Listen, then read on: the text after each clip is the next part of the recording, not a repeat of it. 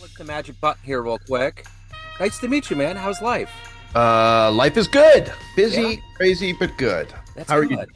That's a good thing. I got to tell you up front, coming from Kansas City with dreams of being in sports and writing and broadcasting, I was always comforted by seeing your face in the Kansas City Star. I was a devout subscriber, and I thought, if this cat can be this happy doing what he's doing, there's hope. I can get in here, and I ended up going to UMKC, and it was a welcoming image every morning. I just got to let you know that. Awesome. Thank you. Thanks for saying that. So great to meet you. Thank you for taking a minute out. I have been completely deep diving into your books. I'm an audio guy, and that Buck O'Neill Soul of Baseball hit me on so many spots, man. Well, And thank you. and I think the thing that shines the most out of that, there's so many things about that legacy of the Monarchs and Buck, but it's the relationship that you had with him towards the end. The fact that there was this real profession of friendship that kind of transcended being a figure of sports writing. What was that journey like for you to go through that book? It was incredible. Obviously, getting to spend any time with Buck O'Neill is was always a real privilege and pleasure. Getting to spend that much time with him, traveling around the country with him, was beyond belief. And I tried to capture all of it as best I could in the book, but there was no real way to capture his spirit, right? Like the optimism that he brought with him every single day, the sense of this just love he had for people, this faith he had in people, even at times when he obviously he didn't get to go to Sarasota High School because of the color of his skin. He didn't get to play in the major leagues. He didn't get to manage in the major leagues. He didn't get to do a lot of the things that he wanted and dreamed about doing. And yet he maintained this incredible optimism about the world and about things getting better. And you just saw it with him every single day. And to be around that, um, very, very special. And that had to have changed the course of your life, just the way that you see reality. Because I've seen that in the world of jazz. I've seen musicians that are impenetrable, kind of that Stevie Wonder notion. Like, Sure. my God, there's nothing that's going to penetrate this bubble of joy that's around you all the time. And that's all I kept feeling out of that story with Buck was that no matter what happened, the only time that you even said that he got weary was when he was done signing thousands and thousands of Yeah. autographs. And you Yeah. can only process that as any human for that long. I mean, you got to take a breather. But even then, there was all these little tinges of optimism. Humanity shined in him. That's the Yeah, beauty. it totally did. And to remember, he was also 93, 94 years old as I was writing that book. So this was somebody who had lived a long time, whose body wasn't always, he didn't always wake up feeling sprightly, but he always brought this energy and this joy. And yeah, the impact it's had on my life has been immense. I think about Buck all the time. There's rarely a day that goes by that I don't have at least one passing thought about Buck. And I think about what the impact he's had on me and my own experiences and the way that I try to view the world. I think there are times that now I'm getting older, and there are times that it is hard to be optimistic about anything, right? What's going on with the world, family, they always, that line that you're never happier than your unhappiest child is true. And so you're dealing with that on a daily basis. Um, but there's just this strength that he had that I think about all the time, and that I try to bring to my life. And there are times that I've literally said to myself, you what would Buck do in this situation? Buck would not be moping the way that you're moping, I mean, he'd be out there and trying to make this world a little bit better place. And that's sort of the goal. I'm going to honor your book and the notion of Buck this week. There was a musician, Dave Glenn, that released an album called National Pastime. I believe it was in 1999. There's a song called Blues for Buck O'Neill because Buck professed very, very clearly the two best things in life are jazz and baseball. So I'm Yeah. honoring both of those this week. So, the one thing, when I was reading your 50 moments, I had just, right before I read the book, I sat down with my wife and we were watching a Royals game, and I said, I got to tell you about this moment that's like magical. And it was Ichiro Girl, and she never heard about it. Yeah. And you put that at the end of the book. My question to you is that I don't know that you can put that as a seminal moment because it wasn't on the field, but what a feel good moment. How did that happen at the end of the book? Well, I love that moment so much. And if anybody who is out there would just like to just feel a little spark of joy and they don't know about this, just go to YouTube and type in Ishiro Girl and watch the video. And it is essentially a foul ball going her way and Ishiro running over to try to catch it. And yeah, I don't want to spoil beyond that, other than the two end up meeting. I wanted to figure out how to get that into the book because, as you said, it had no impact even on that game. It was, it was certainly not, Joe Carter's, World Series winning home run or anything like that. But I also felt like this book is called Why We Love Baseball, and very much at the heart of Why We Love Baseball is in that moment with Ichiro Girl, and I reached out to her, and I don't know if she had not been willing or wanting to talk about it, which is the exact opposite. She is an absolute delight. But if she didn't want to talk about it, maybe that doesn't end up in the book. But she very much did want to talk about it and wanted to tell the story and how she ended up even going to a baseball game that day and just the feelings that she had and then the reaction that she got from around the country and world from all of these people who reached out to her to just say what joy that brought them, just seeing her reaction and everything else that went into it. And I knew then it had to be very much in the book. And so where do you put something like that? Yeah. Ishiro uh, himself is not there's not an Ichiro moment in the book. There could have been. There were several moments that I considered. I mean, there is. We talk a little bit about the Star Wars throw, which is a throw he made from right field that the Mariners announcer said that's like something out of Star Wars, and so I mean there is some Ichiro, but I was trying to figure out where to put it, and I thought, no, that's where the book needs to end. The book needs to that's what it needs to send you off with is this wonderful story. That's a cherry on top, man. So that's a perfect lead into 50 seasons because it's almost these unsung moments that that the light doesn't shine so hard on it. How did you hatch this idea? How did it kind of gain steam? Oh, yeah. I mean, I'm still sort of in the middle of it. It's coming out February 2nd, so I'm still the book is done, but we have to go through copy editing still and there's a bunch of little things that need to be done. The audiobook needs to be done, all of that. So I'm still very much in the middle of the idea. So the idea very simply was let me count down the 50 greatest individual seasons. At one point, it was the 100 greatest individual seasons of all time because it sort of felt to me like the third in the trilogy. I counted down the 100 greatest players, I counted down the 50 greatest moments, and now this was going to be somewhere in between, right? The 50, 100 greatest seasons. And the idea just didn't work. I was covering a lot of ground that I'd already covered.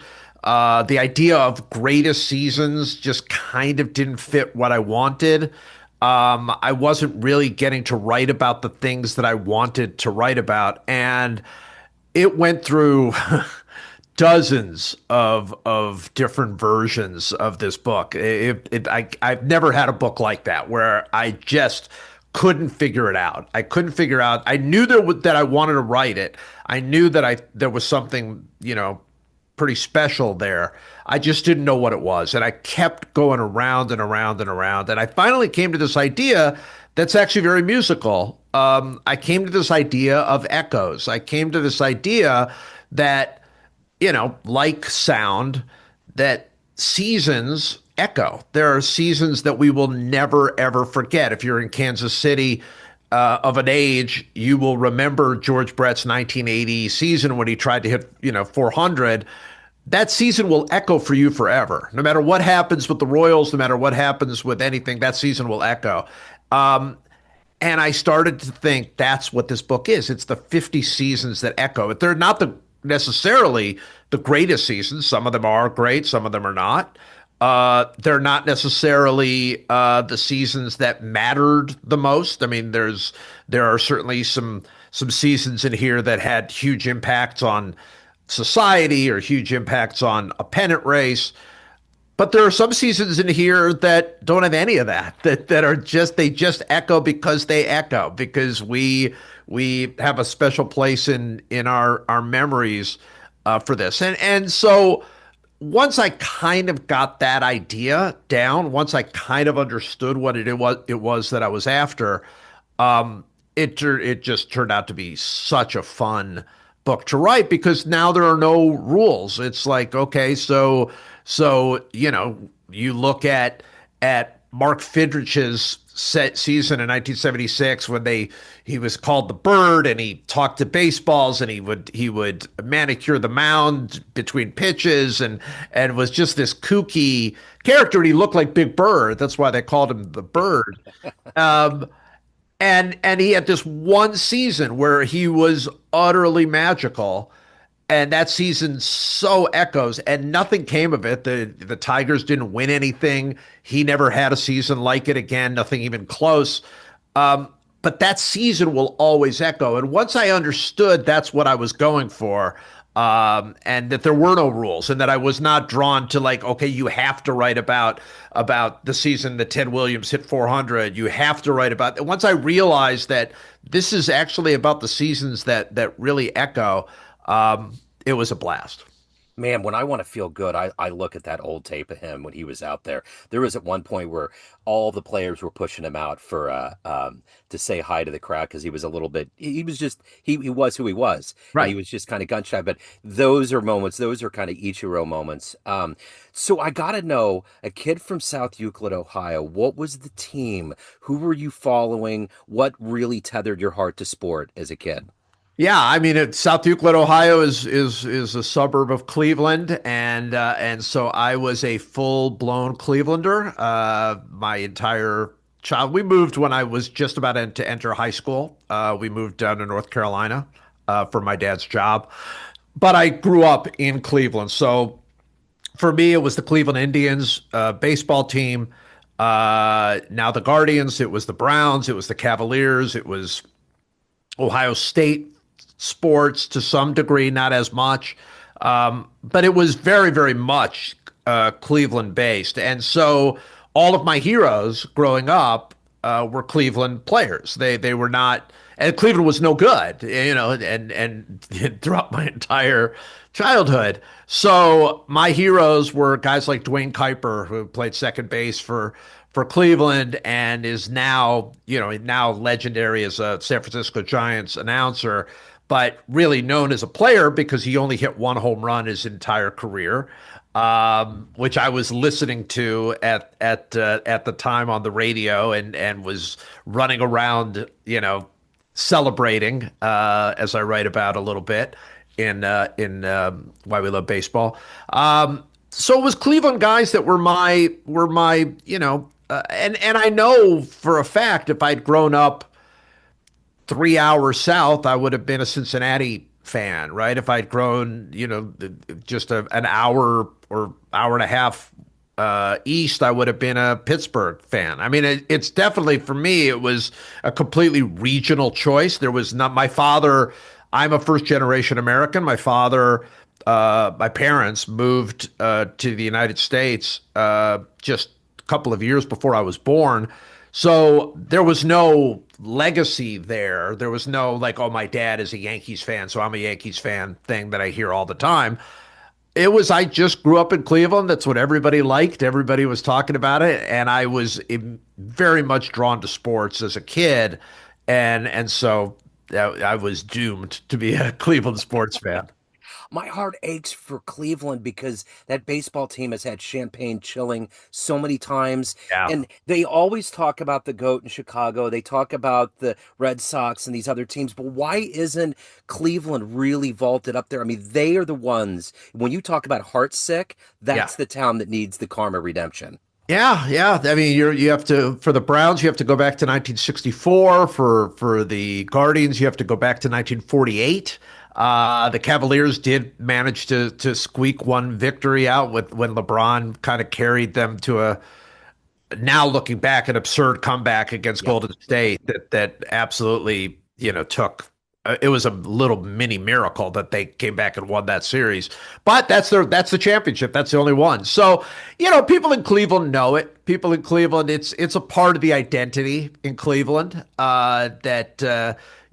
that we've been waiting for next year, for a very, very long time. And none of it, the thing that's kind of crazy about Cleveland, and I think this speaks to, you know, a lot of things, including music and all of that, that Cleveland for a long time was like the envy of the country, as a city. It was, in the very heart of the Rockefellers and all of that. It was, very much a very rich city, as a steel town and all of these other things.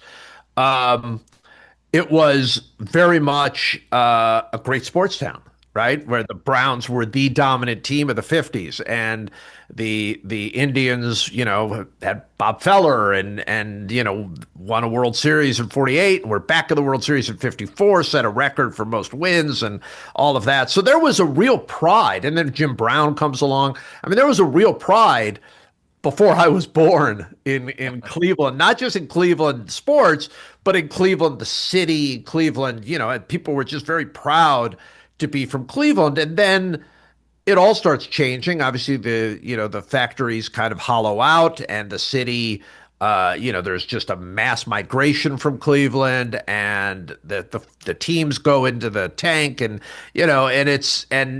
Cleveland is it's a rugged place, right? The weather is rough, and you get the lake effects of everything, and it's it really, the whole city kind of took a real beating, and has been for years, and has had numerous comebacks and big moments, and obviously downtown was completely refurbished and redone, and then they did it again, and the Rock and Roll Hall of Fame is there and everything else, that it has found its place. But during my entire childhood, Cleveland was the punchline on every single comedy show. Every single comedian made fun of Cleveland, and that's what I grew up with, and that's also a part of the story. So, on the Mount Rushmore of sports journalism in Kansas City, you are right up there. You Oh, were up there on that pantheon. So, I got to know, what do you miss about Kansas City? What was seminal about that time that you were here? I miss a lot about Kansas City. I still, we've lived in Charlotte now for about 15 years, but we still view Kansas City as home in a lot of ways. Where we got married, is where both my kids were born and kind of, spent their early years. They both love Kansas City. I mean, when I was there, it was the last days of great newspapers, so that's also pretty special. And we had an incredible staff of people. Mike Fannin was the sports editor, and he built, the best sports section in the country. And for me, it was just a lucky part to be in the middle of that. I mean, Ray Thompson, who has gone on to incredible fame. Jeff Passan is, now probably the number one baseball, sort of analyst. I mean, writer, and he does a lot of TV as well.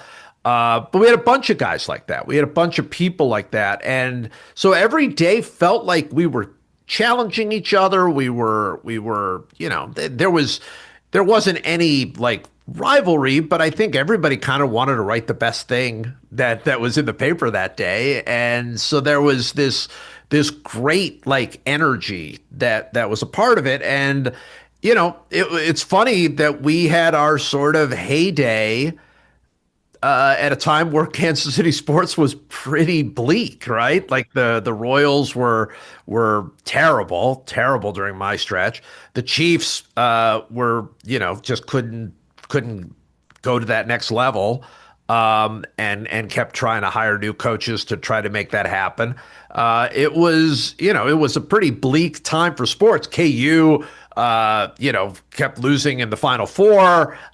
Missouri kept falling just short. Kansas State had their nightmare in 1998 where they were on the brink of playing in the national championship game and lost. And so it was like heartbreak after heartbreak after heartbreak. And I make fun of Sam Mellinger and Vahe Gregorian and the people who are, have been at the Star. I mean, Sam is with the Royals now, but who have been with the Star after I left because like the minute I left, suddenly the Royals are, in the World Series and the Chiefs get Patrick Mahomes and soccer becomes one of the best soccer cities in the country and so on and so on and so on. And I love that. Because I love the city. I always knew that there was this great sports energy in Kansas City. That was part of what drove us, is that fans in Kansas City are, the best. And so being around that energy and being around that feeling of hope that would come even after some tough breaks was really fun. And I the thing I remember sort of about the day to day of working at the Kansas City Star was that I never felt dry, right? I never felt like, oh, there's nothing to write. There was always stuff to write. It was always, choosing among five great options because there was always so many cool things going on and cool things to talk about. Being 53 and living here my whole life, I've tried to get out a few times. It's still weird to think that we have a dynasty and people revere it because for so long there was Yeah. just these stretches where it was like nothing was going on. And now it's like when you say Kansas City, it's like instantly it comes up, whether it's current now with Brittany or it's Pat or whatever. It's like we are now the envy with that. And it's still it's very cool to see. It's like even with the World Cup being here and witnessing Yeah. it this year, there's so many levels of this town that have matured and grown up, and it's a world-class city. I mean, I Oh, think it it's is. always at heart, but now it's like we're on the stage and we're like, we've been telling you this for a while, you know? Yeah. I think that's 100% right. I don't know. I mean, every time I come back, I feel home, right? I don't feel like the city changes, of course it does. And there's like, oh, that's new. And the plaza is like, oh, that they took that out and put this in. And there's stuff that have changed, obviously. Um, but it always feels like so familiar to me. And it doesn't feel like what's happened is they got Patrick Mahomes, Yeah. right? Like Chiefs fans didn't change. Chiefs fans are exactly as passionate and intense and loyal as they've ever been. Now they got Patrick Mahomes, they got Yep. Travis Kelce, they've got they've got a team that is a Super Bowl contender every year. The Royals fans, same thing.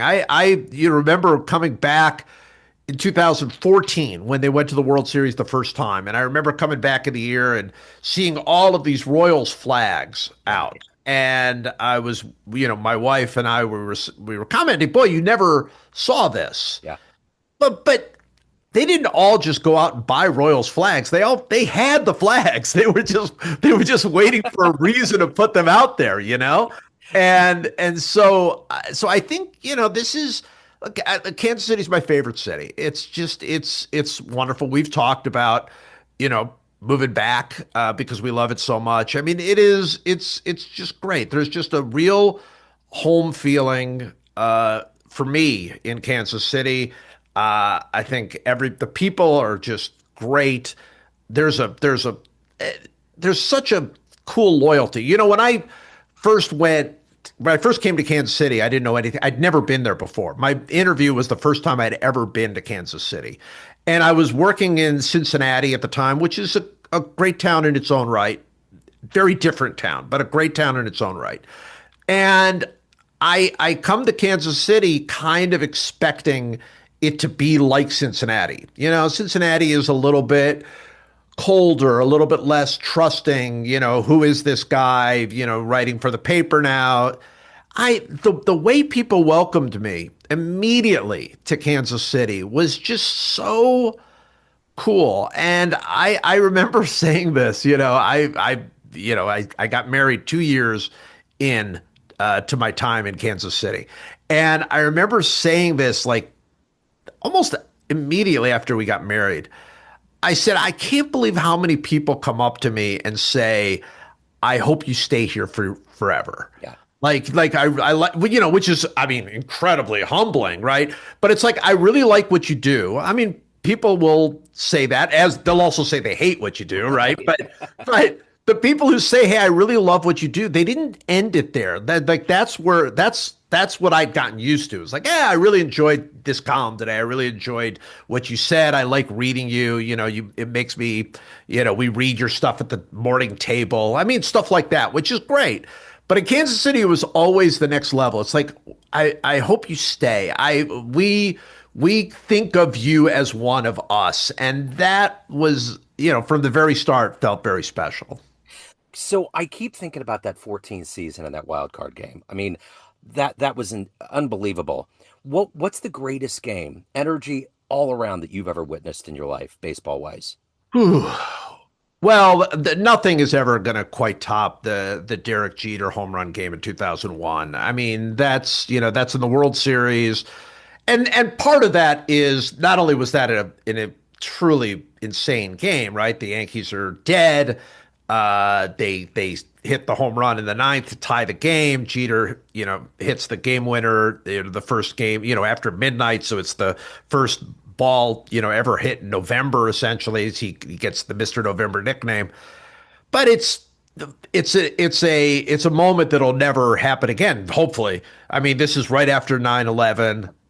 You know, the Ground Zero is still on fire. I mean, it's still smoking. This is barely 6 weeks, 5 weeks after 9/11, maybe even less than that. And so, you know, the energy in that place, the feeling, and people are just hugging and crying and singing, and there'll never be anything like that, just because of the circumstances. That it's sort of like when I go to the Olympics, and like you can't recreate the energy of watching something at the Olympics that, you know, either involves the home country or you know, whatever the case may be. Same with the World Cup or whatever.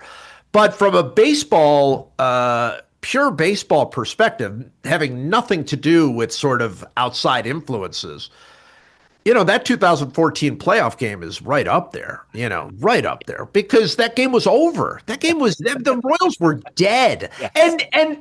What I think was so cool about that was it had been so long since the Royals had even been in the playoffs. Yep. So long that I don't think anybody was surprised that they were getting, you know, it's like the A's are better. The A's had a better pitcher on the mound. You know, they're up 8-3. Like, yeah, of course. This is what's going to happen, even though it's at home. I think the surprise comes when the comeback even begins and people are like, wait, what's happening here? What is going on? And then it keeps going and it keeps going, and the energy is just getting louder and higher and more intense. And then to win that game, and obviously what it catapulted, the team going all the way to the World Series, to Game 7 of the World Series. Yeah, it's hard to imagine energy bubbling quite like that. And seeing Salvi out there with George Brett last night with the home run, I just keep thinking about that hit past Donaldson. Like that was just the miracle. That was the shot heard around Kansas City's world forever, you know? Absolutely. Absolutely. I love that George, basically, when he passed George for the home run record, that George said two things to him. Said basically, congratulations and bleep you. Like that's like nothing says George Brett to me more than that. 100%. You know? That's 100%. that is our guy. That's the guy. 50 seasons coming out in February 2027. Yes. And your blog's very active on Substack. You got everything, books and shirts, and everything's up there. Wealth of wonderful material you put out. So, is that the one-stop shop? Is that the best place to guide everyone? One stop shop, I would say. JoePosnanski.com is where the center of it all is. Of course, I have a book out now that I wrote with Michael Schur called Big Fan, where we write about what it means to be a fan, what's at the heart of fandom, and we go to all sorts of crazy events. I go to a pickleball tournament in Kansas City, so and I don't like pickleball at all, so that was something. But yeah, I mean, it's I feel so lucky because I've got so many things going all at once. It's not something I could have ever imagined, as I was writing a daily column in Kansas City. But the reason it did happen is because I wrote a daily column in Kansas City. That's what launched all of it. Well, you're so good at what you do. Your stories are so wonderful. It's been an honor to spend a little time with you today, Joe. Thank you, sir. Best of luck on everything. I really appreciate it. It's been wonderful. Awesome. Thank you very much. Thank you. Take care.